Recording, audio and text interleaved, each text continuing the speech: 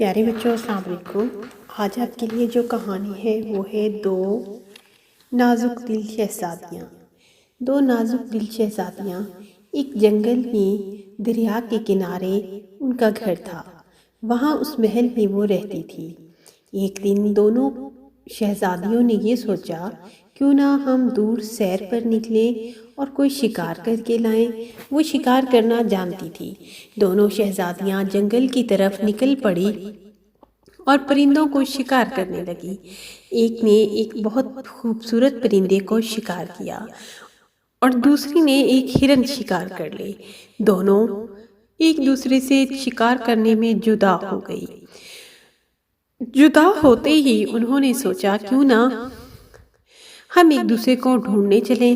وہ ایک دوسرے کو ڈھونڈنے لگی۔ راستے میں کیا دیکھتی ہیں کہ ایک بہت بڑا بھیڑیا ایک شہزادی کے پیچھے لگ گیا۔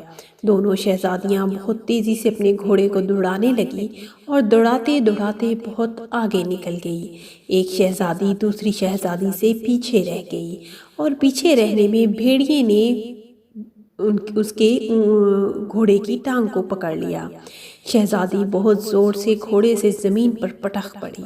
جیسے ہی وہ زمین پر پٹخی، ایک بہت ہی بھیانک اور ظالم قسم کا انسان دور بیٹھا اسے دیکھ رہا تھا۔ وہ فوراً سے شہزادی کی طرف لپک پڑا۔ اس نے چاہا، کیوں نہ شہزادی کو آج اپنا شکار بنایا جائے اور اسے قید خانے میں ڈال کر ایک بھاری رقم وصول کی جائے۔ جیسے ہی شہزادی زمین پر گری، وہ ظالم انسان اس کو کھینچتا ہوا گھسیٹتا ہوا اپنی ایک اندھیری کٹھیا میں لے گیا۔ جنگل میں اتنی اندھیری کٹھیا میں شہزادی کا دم گھٹنے لگا۔ شہزادی نے زور زور سے چیخیں مارنا شروع کر لی۔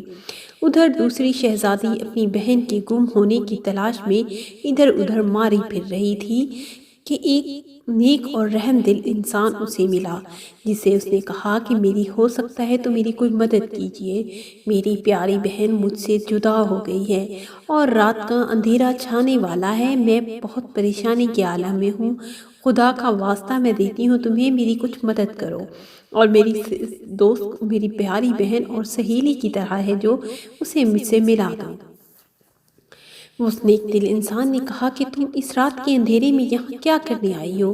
کہنے لگی، بھائی، رات کا اندھیرا نہیں تھا جب ہم گھر سے نکلی تھی تو صبح کے 4 بجے تھے اور ہمیں یہاں اتنی مشکلات پیش آئی، شکار کیے اور پھر بھیڑیا ہمارے پیچھے لگ گیا اور ہم دونوں اس اسنا میں ایک دوسرے سے جدا ہو گئے۔ جدا ہوتے ہی ایک بھیڑیے نے میری بہن کی گھوڑے کی ٹانگ کو پکڑ لیا اور وہ زمین پر دھڑاک سے گر گئی اور اسی طرح ہم دونوں ایک دوسرے سے جدا ہوئی ہیں اور پتہ نہیں میری بہن کافی دیر سے میں دھاڑ رہی ہوں، چیخیں مار رہی ہوں، مجھے نہیں مل رہی۔ اس جنگل میں خدا جانے کوئی بھیڑیا کھا گیا یا کیا ہوا، مجھے کچھ علم نہیں۔ اس انسان نے کہا، ٹھیک ہے، تم میرے پاس یہاں ایک کمرہ ہے، اس جنگل میں رہتا ہوں اور رات دن یہاں عبادت کرتا ہوں۔ تم میری اس اندھیری کوٹری میں چلی جاؤ، میں تمہیں تمہاری بہن ڈھونڈنے میں مدد کروں گا۔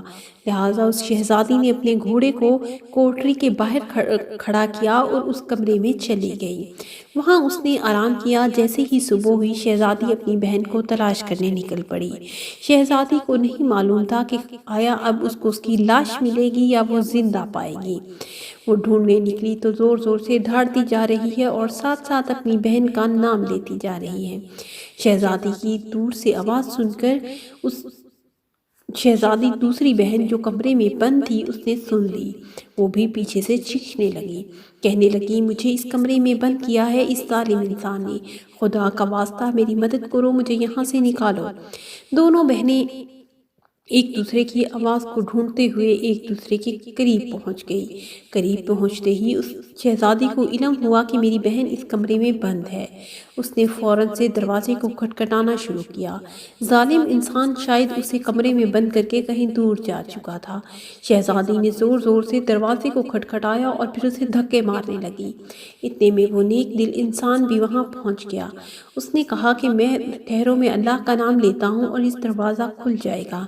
اس آدمی نے اللہ کا نام لیا اور دروازہ جھٹاک سے کھل گیا۔ انہوں نے وہاں سے شہزادی کو نکالا اور اپنے گھوڑے پر بٹھایا اور تیزی سے وہاں سے نکل پڑے۔ تینوں نے اپنا راستہ بدل لیا اور وہاں سے اس جنگل سے نکل کر باہر خشک علاقے میں آ گئے۔ وہاں آ کر شہزادی نے اپنی بہن کو اپنے گھوڑے پر بٹھائے ہوئے اور اس نیک رحم دل انسان کا شکریہ ادا کرتے ہوئے وہاں سے نکل پڑی۔ نیک انسان اپنی راہ کو چل دیا اور وہ دونوں اپنی محل میں جا پہنچی اور دوبارہ انہوں نے اس جنگل میں جانے سے توبہ کر لی۔ پیارے بچوں، یہاں آپ میری چینل کو سبسکرائب کر لیں اور بیل آئیکن کا بٹن ضرور دبا لیں۔ تھینک یو، اللہ حافظ۔